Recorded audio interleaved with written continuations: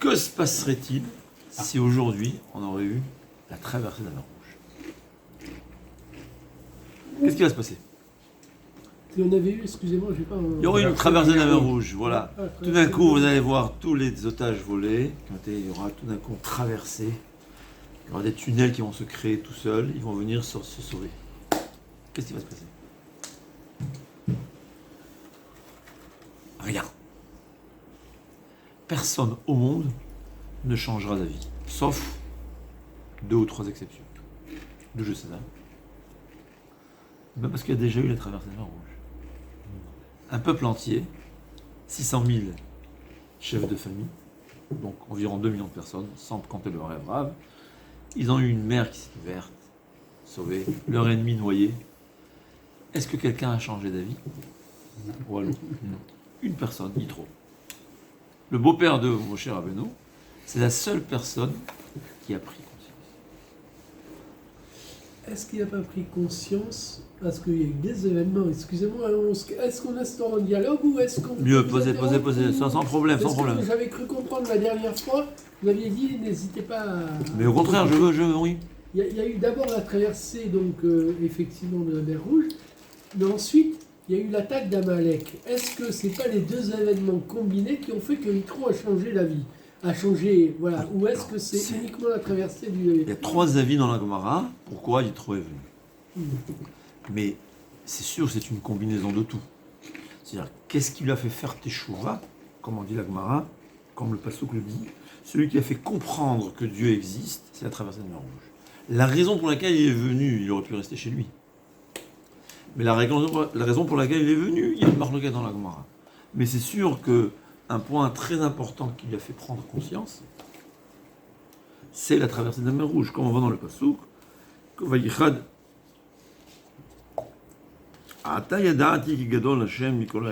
c'est maintenant que je sais que Hachem est plus grand de tous les dieux. Mais à part Yitro, personne d'autre n'a pris conscience. Qu'est-ce qui s'est passé au fait? Il y a eu 3 sortes de réactions. La majorité des réactions, c'était quoi? On ignore.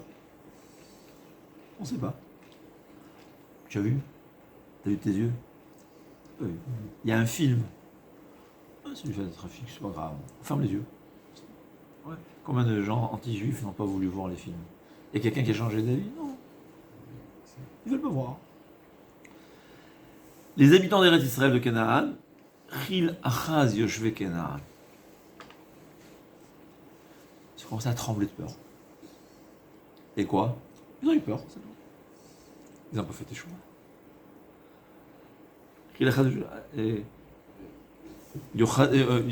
Yochazemo Raad. Ça veut dire quoi? Ils ont commencé à trembler. Trembler. Une crainte. On a commencé à prendre des calmants. Amalek, vous savez ce qu'est Amalek? Amalek, c'est le nazi. Il a compris la vérité. Il sait que Dieu existe. Mais il dit à Kadosh Baruch Hu, laisse-moi tranquille. Je veux pas toi. Je sais que tu existes. Je sais. Mais ne m'embête pas. C'est ce qu'il écrit. C'est écrit Choter Milot. Il coupait la Mila de ce qui était. Parce que c'est écrit, il y avait des juifs qui ne pouvaient pas rentrer, n'étaient pas protégés par les nuages. Il leur coupait la Mila. Et il renvoie vers l'eau. C'est quoi signe? La Mila, c'est ce qu'en les Rambam explique, c'est ce qu'Hachem nous montre que même dans l'endroit du plaisir, on ne va pas oublier Hachem. Il coupe la Mila, il renvoie au ciel. Il dit la Gdusha, c'est en haut. Ici sur terre, on est des animaux sur 2 pattes. En fait, c'est des réactions que même s'il y avait aujourd'hui tous les miracles du monde, personne n'aurait changé d'avis. Ou on aurait ignoré, on se met à avoir peur, mais on continue. J'ai peur, mais je continue. Ou bien au contraire, on va mener la guerre à Kadosh Baruch Hu. C'est aussi une façon de réagir. Le seul qui a fait Teshuvah, c'est Yitro. Et pourquoi? Pourquoi? La réponse, elle est en un mot. Yitro se posait des questions. Yitro voulait connaître la vérité, c'est tout. La vérité intéressait Yitro. Il voulait connaître la vérité. Le jour où je veux connaître la vérité, alors je peux la découvrir. Mais si la vérité ne m'intéresse pas, alors à quoi ça sert qu'on me la montre? Je ne veux pas la connaître. Et Hachem, il a créé en l'homme une possibilité de nier l'existence de ce qu'il voit. Parce que sinon, il n'y aurait pas eu de prira, il n'y aurait pas eu de libre arbitre. Yitro, c'était quelqu'un qui recherchait la vérité. D'où on sait ça? C'est écrit que quand Yitro, il a tout entendu, il dit « Maintenant, je sais qu'Igadol Hachem, que Hachem est plus grand que tous les dieux. » Rachid dit quoi? Tous les dieux. D'ici, on voit que Yitro, c'était quelqu'un qui avait servi toutes les idolâtries dans le monde. C'est-à-dire, en Inde, il y a chaque région, chaque ville, elle a son idole. Ouais. Dans le temps, c'est exactement la même chose. Donc, il y avait des centaines d'idolâtries. Il avait étudié toute leur philosophie de A à Z, de toutes les religions qu'il y avait dans le temps. C'était tout Madame d'Azara. À votre avis, c'est une qualité ou un défaut? Alors quand il a compris le judaïsme, il a dit, je sais maintenant que le judaïsme faisait partie, qui est mieux, et c'est la vérité par rapport à toutes les autres religions. Une histoire très intéressante. Le Dalai Lama, il a un mérite. Vous savez quel mérite il a? Vous savez que des juifs font échouer grâce à lui. Incroyable. Il y a quelqu'un qui l'a raconté. Il a essayé d'accueil, il est parti le voir. Il commence à lui poser des questions au Dalai Lama. Le Lama lui dit, d'où tu viens? D'Israël. Il lui dit, quoi? Tu viens chez moi? Nous, on est un point, une goutte d'eau par rapport au judaïsme. Retourne en Israël, étudie la Torah. Et il a fait teshuva. C'est quelqu'un qui recherche la vérité, il a fait teshuva. Très intéressant, il raconte que la même histoire s'est reproduite avec une jeune femme, une jeune fille. Et il lui a dit, écoute, il y a en Israël telle et telle personne, apparemment il est très, très intelligent, il lui a dit, voilà, il a dit le nom. Et elle est revenue en Israël, elle a fait teshuva, elle a recherché le nom, et ils se sont mariés. Donc il y a un couple en Israël qui ont fait teshuva grâce au Dalai Lama. Donc, il connaît la vérité. Il a dit, maintenant que je vois le judaïsme, je sais que le judaïsme c'est la vérité par rapport à toutes les autres religions. C'est très possible que les autres religions, il y a toujours un point de vérité. Parce que le Gemara a dit le mensonge ne peut pas tenir s'il n'a pas un peu de sucre, s'il n'a pas un peu de vérité. Donc il y a toujours un peu de vérité dans la religion, dans chacune des religions inventées. Mais il y a tellement de boue autour que ça ne devient pas la vérité. Ça ne reste pas la vérité. Il y a un point. Ouais. Ça peut être le Dieu unique chez les Arabes, ou la prière, mais tout le reste, Hachem Yerachem, catastrophe. Yitro, c'était quelqu'un qui avait connu toutes les religions du monde. Pourquoi? Alors le Paracha nous dit avant que Moshe Rabbeinu, il a sauvé les filles de Yitro, de ses ennemis.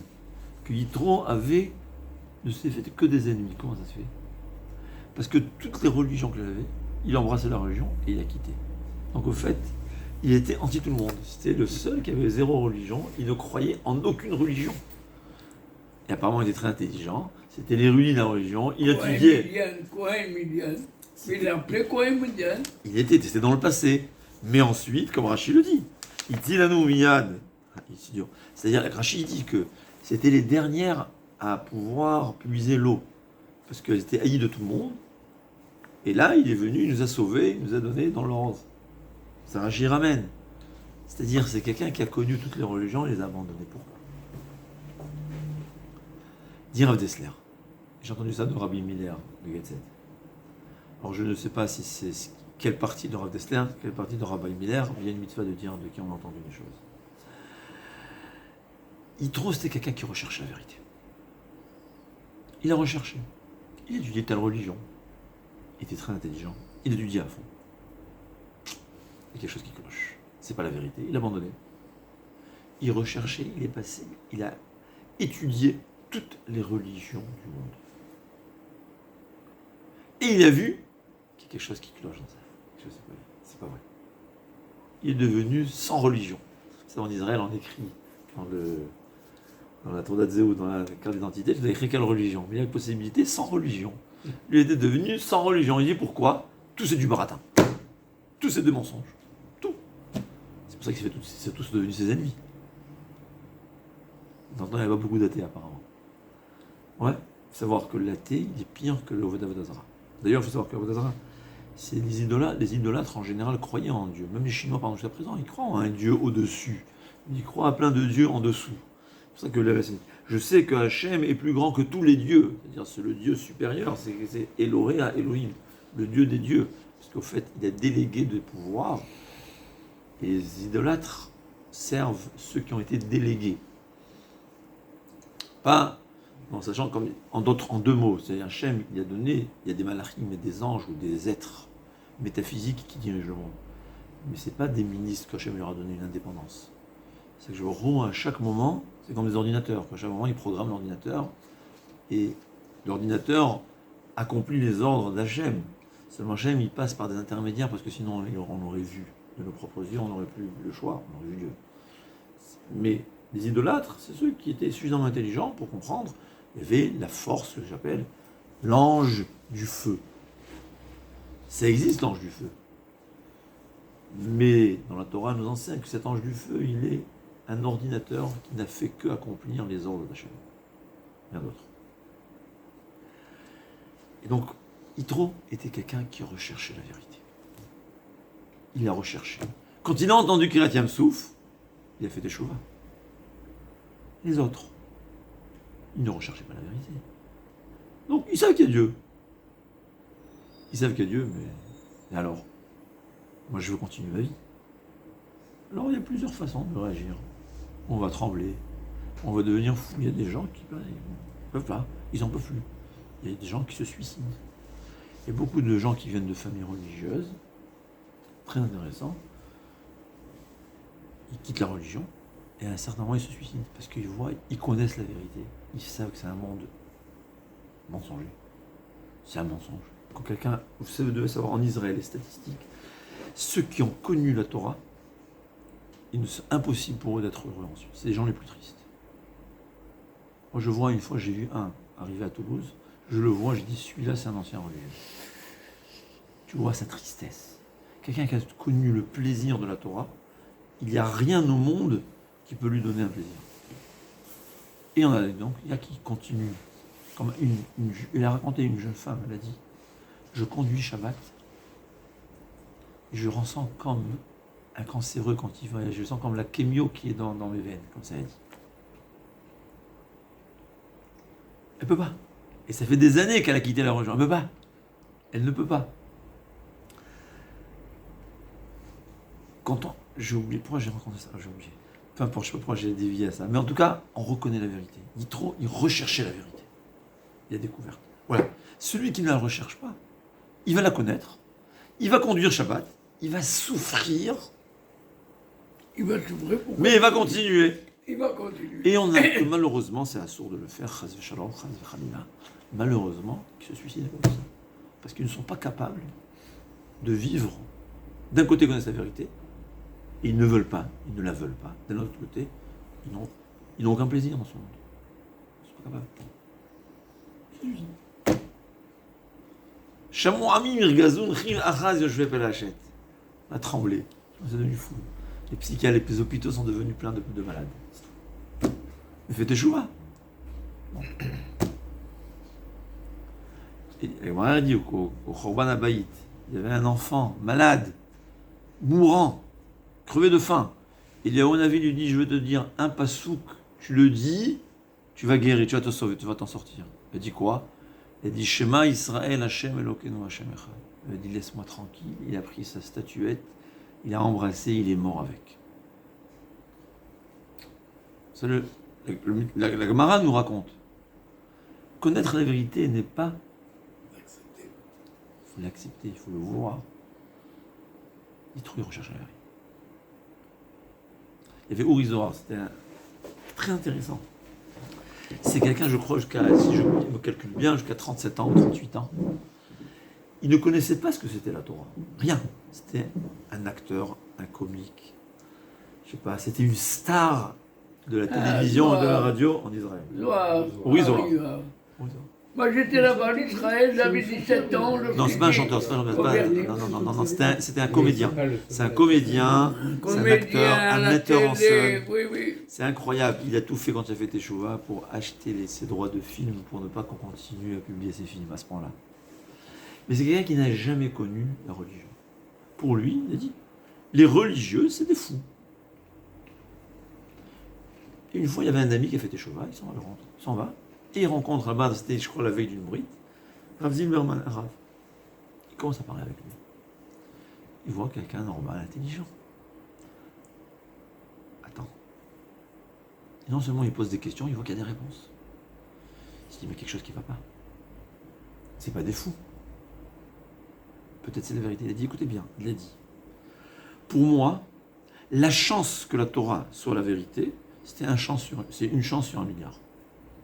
Et même si on m'avait proposé $1 million, je n'aurais jamais fait l'effort de vérifier si c'est quoi la Torah. Pour $1 million, ça ne valait pas la peine. Il y a une chance sur 1 milliard que c'est la vérité. Je ne peux pas faire un effort pareil.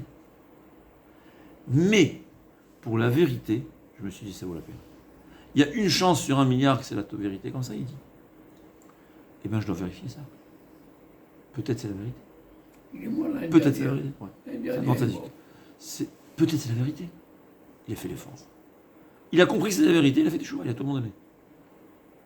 Il a tout abandonné. À un moment de sa vie, c'est quelqu'un qui quittait sa maison. Pas tout le monde peut le faire. Et on voit la grandeur de sa femme d'ailleurs. Il quittait sa maison Motsai Shabbat, il allait à l'Yeshiva, il étudiait jour et nuit jusqu'à Erev Shabbat. Ça faisait pendant une période. Pourquoi ? C'était quelqu'un qui recherchait la vérité. Même quand il était non religieux, il a recherché. Il n'avait pas trouvé. C'est sa faute. Il n'a jamais eu l'occasion de connaître. On lui a fait croire que c'était un mensonge. D'ailleurs, il y a beaucoup de gens qui ont fait des choix grâce à lui. On dit que la raison pour laquelle Yitro a eu le mérite que la paracha dans laquelle on parle de Aseret, parce que c'était un des plus grands savants dans le temps.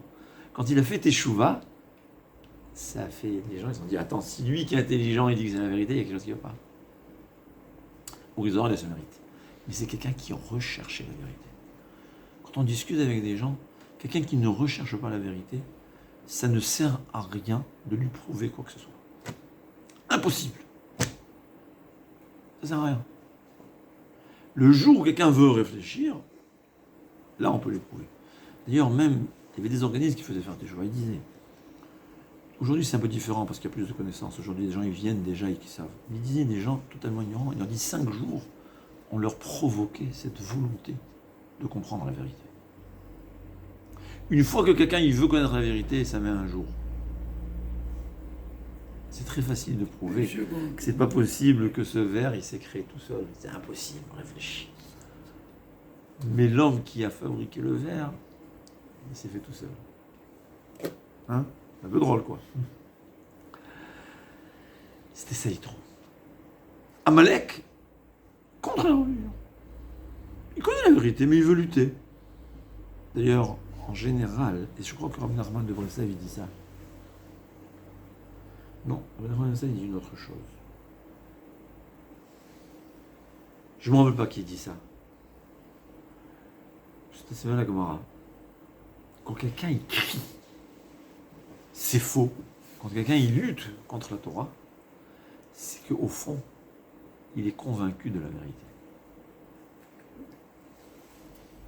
Plus un homme il est convaincu de la vérité, plus il a besoin de crier c'est faux pour noyer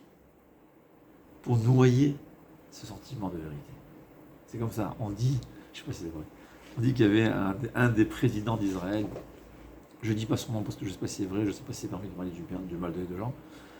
On a vu une fois ses notes de discours. Alors sur un argument, il avait écrit « Criez très fort parce que c'est faux ». Ouais. Ça veut dire plus c'est faux, plus il faut crier pour se convaincre. Même il n'y a pas longtemps, j'ai eu une affaire avec eux. Mais ça, c'est la première chose à savoir. Et pour avoir raison, il a crié. Il a crié. Tu ne cries pas pour avoir raison. C'est tout. C'est la vérité. Tu sais très bien que c'est faux. Tu sais très bien que j'ai raison. Tu cries pour avoir raison. C'est pas vrai.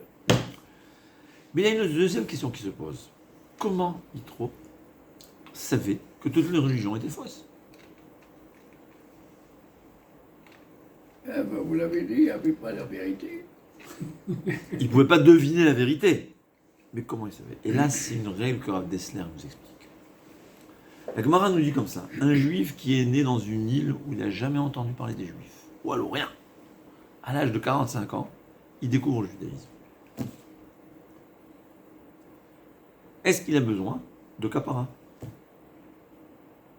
Alors c'est écrit comme ça, quelqu'un qui connaît le judaïsme, il transgresse le Shabbat, il a oublié par ignorance, chaque transgression de Shabbat, il doit amener un sacrifice. Cet ignorant-là qui est né, la Gemara dit, Tinok Shenishba Ben Anorim, un juif qui a été kidnappé dans sa jeunesse, où il est né dans une île, il n'a jamais entendu parler du judaïsme, il a besoin d'une kapara. Une seule kapara, un seul korban. Sur tous les Shabbatot qu'il a transgressé toute sa vie, sur toutes les fautes qu'il a transgressées toute sa vie, un korban. C'est rien, un korban par rapport au nombre de fautes qu'il a fait. Mais demande Rav Dessler, mais pourquoi il a amené ce korban? C'est pas de sa faute. Akadosh Baruch Hu ne punit pas quelqu'un qui ne savait pas. Dit Rav Dessler, on voit d'ici qu'un homme, il a une cloche dans son cœur qui sonne. Il avait le cling là qui lui disait il y a quelque chose qui ne va pas. Il aurait dû rechercher, il aurait dû se renseigner, il aurait dû faire comme Yitro. Rechercher. Tu n'as pas recherché, on a te reproché. Ça veut dire Hachem, il a donné à chacun une conscience. Et c'est ça un des grands débats aujourd'hui. D'où vient la conscience humaine? Je demande aux élèves, pourquoi on n'a pas le droit de mentir? Pourquoi c'est pas bien de mentir? Il y a beaucoup qui vous diront, et il y a beaucoup qui sont arrivés à la seule et unique conclusion, pourquoi c'est bien? Il n'y a aucun problème de mentir. Seulement une civilisation où on est honnête fonctionne beaucoup mieux, c'est plus agréable de vivre que dans une civilisation où on est des menteurs, on est des voleurs. Pourquoi il y a beaucoup de gens, des immigrés qui arrivent en Europe? Parce que dans leur pays d'origine, il y a autant de richesses que l'Europe, si c'est pas plus. C'est les civilisations, c'est des gens, dans la culture là-bas, tous pour moi, chacun pour soi. Voler est tout à fait normal, mentir est tout à fait normal, donc c'est invivable. Donc il y a qui vous diront, il n'y a aucune raison. Mais au fait, la morale, c'est rien intrinsèque, c'est pas une raison intrinsèque. C'est juste pratique. La pudeur. Je me rappelle quand j'étais à l'école, moi j'avais étudié au CNED par correspondance, on faisait la morale. Ça existait. Je sais pas si aujourd'hui dans les écoles de nos enfants. Je sais pas, parce que Je pense pas. on a passé l'âge d'aller à l'école. Vous Quand j'étais petit, ouais. Vous faisiez la morale. On avait la Mais morale. aujourd'hui, dans les écoles publiques, il y a la morale. Non, je crois que c'est un des. Non, mais il y a pas des cours de morale. Ils veulent le Ils veulent le remettre. Ils veulent réinstaurer. L'éducation civique. Ils veulent. Voilà. Oui, Voilà la morale. civique. Mais pourquoi être moral? Alors tu peux me dire, ouais, je veux que ça vienne. L'éducation civique. Mais il y a beaucoup de choses, par exemple, la pudeur. Ouais. S'habiller convenablement, ce que je dis. Les gens ne comprennent pas. Pourquoi il faut la tsniout? C'est pas parce que ça provoque, c'est des bêtises. C'est aussi un problème si ça provoque. Et si ça provoque pas, c'est pas ça la raison. La raison, elle est, il faut se respecter. C'est la pudeur. C'est soi-même. Nouval, elle dit, il y a Akadosh Baruch Hu ne peut pas supporter, les peuples qu'il ne peut pas supporter, c'est les peuples barbares, comme c'est la Shana, qui sont nus dans la rue. Qui a rien de plus ménouval. Ménouval, ça veut dire rien, aucune valeur. Ça manque de valeur. C'est tout.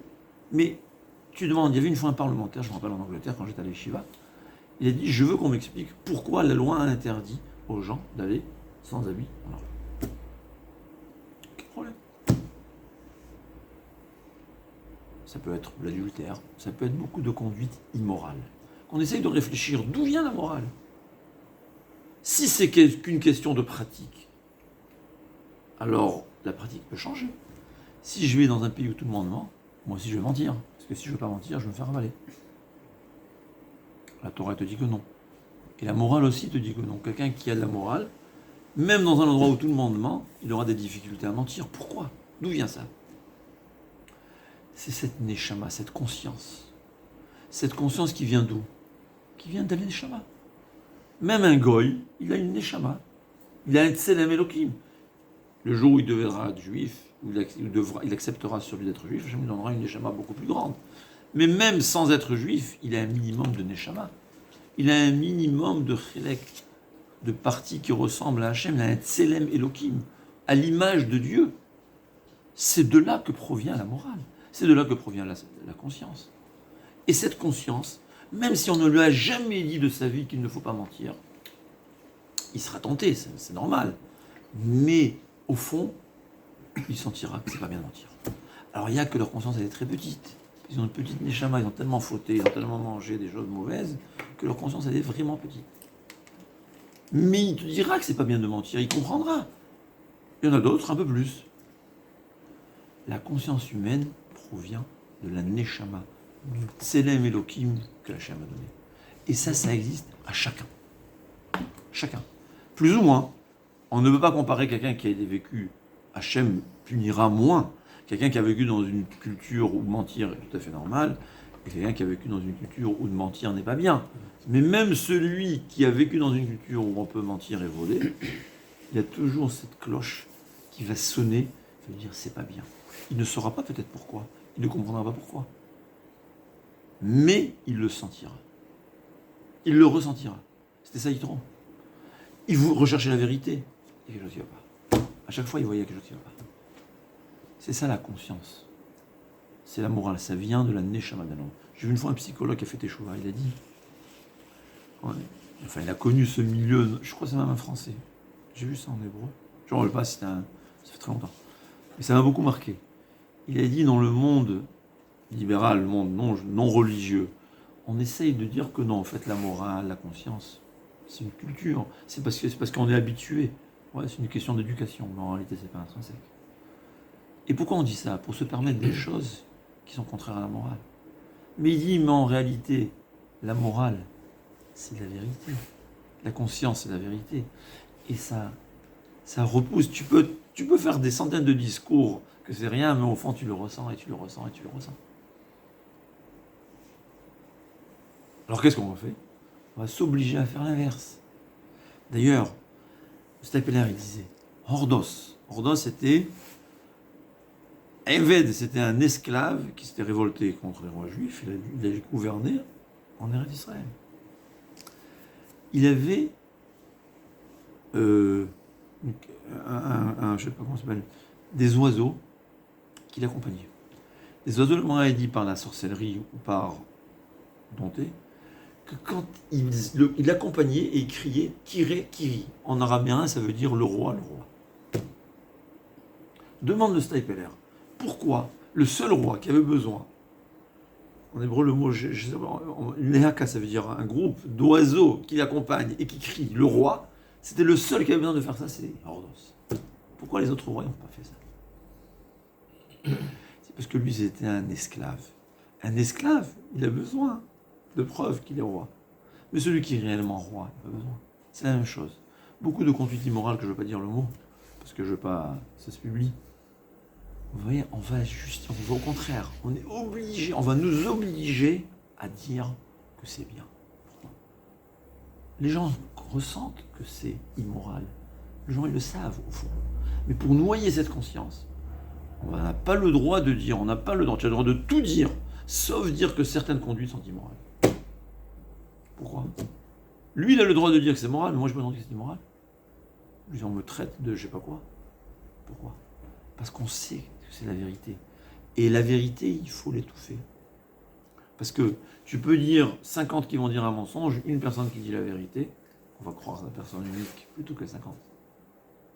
On va crier comme Hordos, on va prendre plein d'oiseaux qui vont crier c'est vrai, c'est bon, c'est pas de mal, il n'y a pas de mal, il n'y a pas de mal, il n'y a pas de mal. Parce qu'on sait que c'est mal. Ils le savent. Chacun a une neshama, il ne veut pas dire je ne savais pas. C'est les deux leçons de notre paracha. On ne peut pas trouver la vérité si on ne la cherche pas. Je ne pourrai jamais prouver à qui que ce soit qu'il y a Dieu si la vérité ne l'intéresse pas. Mais le jour où la vérité l'intéresserait, ça prend 10 minutes. Ça peut être la même chose pour l'un des juifs en Israël, c'est comme ça. Ceux qui nous détestent, ils vont voir des films, ils vont dire c'est pas grave. Ils vont pas voir en disant que c'est du mensonge. Et même s'ils vont voir, ouais, c'est un trucage, ou bien c'est pas grave, ouais, je sais pas. La vérité ne les intéresse pas. Dès que la vérité l'intéresse, tu peux l'expliquer en 2 mots qu'il n'y a jamais eu de peuple palestinien, c'est une invention, la seule invention des Arabes dans ce siècle. Tu le prouves, c'est rien. Je me rappelle toujours très intéressant, mais j'arrive pas à oublier ça parce que moi j'étais en tant que religieux, j'étais choqué. Je me rappelle en 4e, on faisait l'histoire. Je parle un livre d'histoire dans l'école publique. Moi, j'étais dans une école juive, mais c'était le programme public. Il se moque de la Bible. Que la Torah elle nous dit Eretz Zavat Chalav Udvash, que la terre d'Israël est une terre qui est pleine, qui est fertile au fait, qui a tout. Il t'emmène la description des explorateurs, il y a 100 ans ou 150 ans, qui décrit Israël comme un désert frappé de malaria, invivable, où la pauvreté règne. Et comme le Ramban Nachmani nous dit, plus l'endroit est saint, plus il est détruit. C'était invivable, Israël. Alors lui, il amène ça pour se moquer de la Bible. Bon, ça m'a fait rire que le programme français, regardez, c'est ce qu'ils ont trouvé, à se moquer de la Bible. Ouais. C'est-à-dire, au fait, il n'y a jamais eu de Palestiniens, il n'y a jamais eu d'Arabes là-bas. Ni Juifs, ni Arabes, personne. Mais c'est quoi la réponse d'ailleurs à ça? Le Ramban, il décrit lui-même, il avait visité Israël, il a dit, c'est plus l'endroit est saint, plus il est détruit. Il dit pourquoi? Il dit, Eretz Zavat Chalav Udvash, c'est une promesse seulement quand les Juifs y habitent. Eretz Israël a une alliance avec le peuple juif. Si le peuple juif est là, elle va donner ses fruits. Si le peuple juif n'y habite pas, eh ben, ça sera un pays, une terre aride, une terre désert, une terre où la misère règne. On l'a vu. C'était ça. On l'a Au vu contraire, à c'est une Koukadi. preuve, au fait, une preuve de la vérité de la Torah. On l'a vu Mais à peu Koukadi. importe, c'est-à-dire, Hein? celui qui cherche la vérité, tu peux facilement lui expliquer dans tout. Dans tout. Le problème, c'est qu'on ne veut pas savoir la vérité. Et une deuxième chose à savoir, la conscience humaine existe, la morale, elle existe, et on la reconnaît. Et Rav Dessler, il dit encore mieux, il y a qui veulent se conduire d'une façon immorale. Alors qu'est-ce qu'ils me disent? Explique-moi, prouve-moi qu'il faut être moral. Quelqu'un qui veut mentir, prouve-moi qu'il ne faut pas mentir. Mais il a raison. On ne peut pas prouver. On ne peut pas prouver avec des mathématiques la musique. On ne peut pas prouver avec des mathématiques la morale. La morale, c'est pas quelque chose de mathématique, c'est pas quelque chose. C'est une sensation de la neshama, de l'âme que tout être humain a. Et si tu veux expliquer ça, c'est inexplicable. Il dit l'homme, il veut chercher des explications, il n'en trouve pas, et donc il se permet. Donc la morale n'existe pas. Et donc je veux faire ce que je veux. Quand quelqu'un me demande, prouve-moi, pourquoi? Il n'y a pas de pourquoi. Tu ressens, tu le sais. Tu sais qu'il ne faut pas mentir, tu sais qu'il faut se conduire, ouais. Une femme, elle ressent qu'il vaut mieux se conduire, être avec pudeur, elle le sent. Alors à force de s'habituer, on réussit à étouffer sa conscience. Mais c'est naturel. La conscience, c'est la deuxième leçon de Rosh Hashanah. On a chacun une cloche dans son cœur qui sonne quand on dévie du bon chemin.